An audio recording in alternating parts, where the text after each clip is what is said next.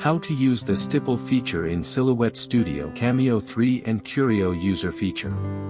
Stipple Edge. Step 1. First, type out a text or load in a design to Silhouette Studio. Step 2. Go to the Stipple panel in the right toolbar. Step 3. In the first tab of the Stipple panel, you can convert an existing cut file into a Stipple design. Step 4. Select the object from the design page, check the Stipple Edge box, and the cut lines will turn into dotted lines. Step 5. Using the spacing slider or input box, you can adjust the spacing between stipple points. Step 6. If you select a stipple fill, the selected design will be filled with the pattern selected. Step 7.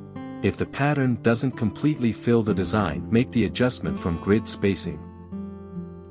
Step 8. The stipple size represents the stippling tool or marker you'll be using. Step 9. Grid spacing zooms the selected stipple pattern in or out to make the stipple larger or smaller. Step 10. Stipple spacing controls the spacing between the dots. Step 11.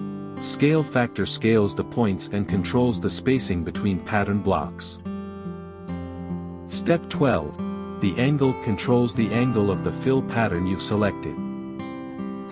Step 13. The offset controls how close or far from the edge the stipple fill will appear.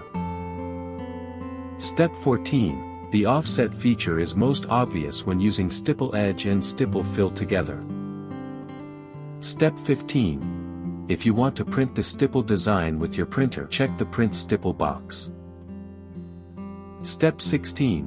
If you wish to change the color of the design, you can change from the Line Style panel and not the fill color. Step 17. Once you have the design ready to tipple with a marker or stippling tool, go to the Send panel.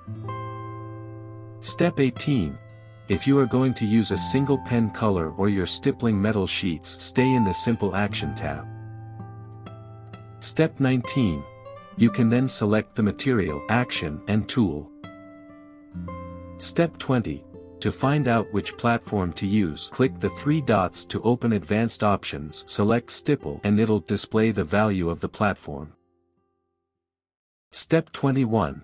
If you want to stipple with multiple pen colors, select the second tab known as the Line Color Action. Step 22. Set the material and action for each line. Step 23. You can drag the line colors in the order you want to send the job and pick the tool holders for each color pen. Step 24. You can also add pauses to switch out pens between different colors. Stipple Trace. Step 1. First, load a design to use into the media. Step 2. Select the Stipple panel from the right toolbar. Step 3. Select the second tab, Stipple Trace. Step 4. Click Select Stipple Area, then click and drag a selection box around the design. Step 5. You should be able to see a preview of how the intended stipple points will be created. Step 6. The features under Stipple Options will refine the points to your liking. Step 7. Lower the grid spacing value for finer details. Step 8. Refinement can go from 1 to 4, and you can select one you like. Step 9. Density affects the number of points that are applied to light and dark areas. Step 10. If you select the Invert checkbox, it'll swap the light and dark areas. Step 11. From the Stipple Style drop-down, you can choose a style from a variety of options and choose the one that looks best for the design. Step 12. When the design looks good, click Create Stipple. Step 13. Once done, you can drag and separate the stipple from the original image.